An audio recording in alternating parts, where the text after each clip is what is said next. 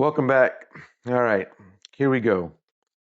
So, first, I want to dedicate this episode because I know you're going to be the first one listening. My cousin, Vince, love you, bro. Hope to have you on the show very soon. Hope you're doing good. I know you are. I know you're eager to listen to this episode, especially since I name dropped you. This one goes out to you because I know you're into this stuff. I'm going to try to cram all this into like one little mini episode here. Um, And I'm glad to bring it up because you are part of it. So I want to bring up exclusively the 2 years I lived at the Lone Star Brewery, the abandoned brewery, South Downtown, San Antonio. Here we go. I don't know really where to start other than it was quite the experience living there. And of everybody that I know, you were there the most. And we had great walks through there, cool photo shoots. Um, you got to see more than anybody that I ever took to go like parade around the brewery. You were there for some interesting stuff. You were there for me to call you when I was scared later on about stuff that had happened. Um, and I can't make this I can't make this up, y'all. So living at the Lone Star Brewery, 2 years, south of downtown, iron rock gate that you have to close and lock like when you're coming and going. It's private property. We're kind of like I'm living there as like a steward of the grounds. There's like people that come and go that do like the maintenance and the yard work of the whole brewery and the acreage and all that. But just to kind of like sum this up quick for you, please, um, you know, YouTube Lone Star Brewery, and you can see all the visuals of people who've broken in and taken video footage at nighttime, daytime, blah blah blah, and that's great. I lived there for 2 years. Um, and what you see, what you will see, I mean, it's proof in the pudding. The graffiti is amazing.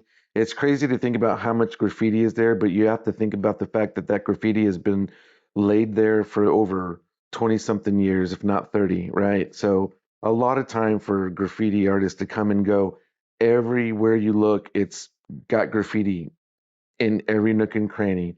Some of it's creepy, makes no sense. Some of it's the most masterful pieces of graffiti you can imagine that are, I mean, these people had to use ladders. The That's artist. the artist had to use ladders because that's how tall some of these pieces were. Um, really cool shots, John. I mean, what do you think about just being able to take photos there? Well, I mean, I took a lot of good ones. I remember taking when we climbed up that one tower, and I took that panoramic of the San Antonio skyline. That was actually pretty cool. Um, took some creepy ones. Like I don't know. I mean, there was a lot of places where you like we would turn off the flashlights, and you couldn't even see half an inch in front of you. You couldn't see anything. It's Mhm. like closing your eyes. And I think it was darker with your eyes open than with your eyes closed.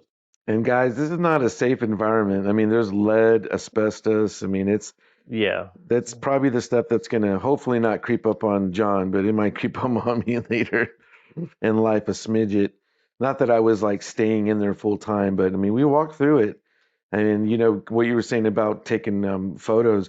You know, I remember distinctly remember we were by I guess what you would call the kitchen area where they would had a kitchen at one point. It was on a lower level. It was in one of the buildings, but I don't know if you remember this, but there was a stairwell, but a regular stairwell. It was like regular wood steps, and then it turned and and then went Yeah. up, and you took a picture, and I feel like one of those pictures there was either the lighting was looked weird or there was an orb or there was something kind of funny about that. I mean, there was moments in there, guys, where like it could be a hot sunny day, summer day, and there were still parts that felt cold. It shouldn't have felt cold, but little pockets of cold, and I've never known when I lived there of anybody in the books that like died there, but I'm sure that there's been some homeless people or transients that had died there. Another aspect of it that's crazy, aside from the graffiti artwork, was just how it was left. It was just left, and it was almost like everybody just left all at once, and it just rotted over 30 years. You remember when we would go upstairs and there was like desks still there Mhm. with like paperwork in them and a fan on the floor, or lockers that, it's creepy. You're looking at like personnel lockers that had stickers they left there or writing on their locker, and you could tell it was theirs, but that was like 30 years ago. It was like a timestamp.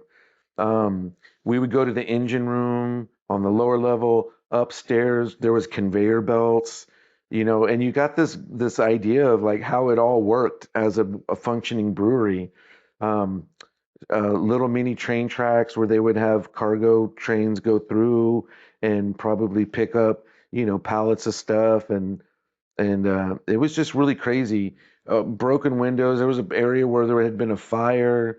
Um, all the most glorious yellow jacket nests that you weren't paying attention to that got your ass at one point in time, like me, flailing like a ninja in the hot summer day, trying to let my face swell down. Um, you know, and then having sightings, you know which I've mentioned on previous episodes, so I won't go into that. Listen to the previous episodes, you'll catch it in there at some point. Ghost sightings that multiple people had that was not even the shape of what you would think of a ghost, down to um, gigantic, seen at two different times within a 3-week time span, with multiple people viewing, one in the very early mornings and one in broad daylight with multiple people, of giant birds that were, charcoal, almost black but gray, with black beaks and black feet. Um, Black eyes, and the wingspan was unbelievable. They would stretch out beyond a carport. I mean, those things. I mean, please, if you don't believe me, hit me up in the messages if you want to hear a more elaborate story, or listen to a previous. I think I mentioned it in a previous episode Yeah. on that one.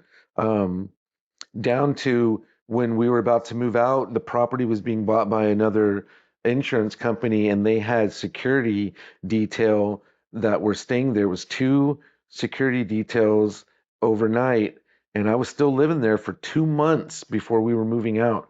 And they went through 8 or 9 security guards that refused to come back, because where you and me tromped around and just took pictures in the daytime, at nighttime, Totally different big experience. big corridors where they had to sit on a stool at the opening where they got the moonlight on them and their flashlight, way down this giant warehouse corridor where it's open to the elements on the other end. Yeah. They're hearing little kids playing and stuff, like people skipping rocks, and there's nobody Kind of there. stuff you don't want to hear at midnight. No. I've chased kids out of there who were trying to rob me at my trailer. Scared them pretty good. That Well, was yeah, and they see a 6'2" guy running after them. yeah. And I had a shotgun that didn't work, but they didn't know. But and watching them scramble under the fence, that was fun because I just was laughing at them, and they left their Well, they duffel probably bag. got there easy because of the pee in their pants. Mm-hmm. They just, Hmm. like a slip and slide under the Yeah, under the I fencing. might as well use it. They were like, "I'm sorry." I was like, "Get out of here."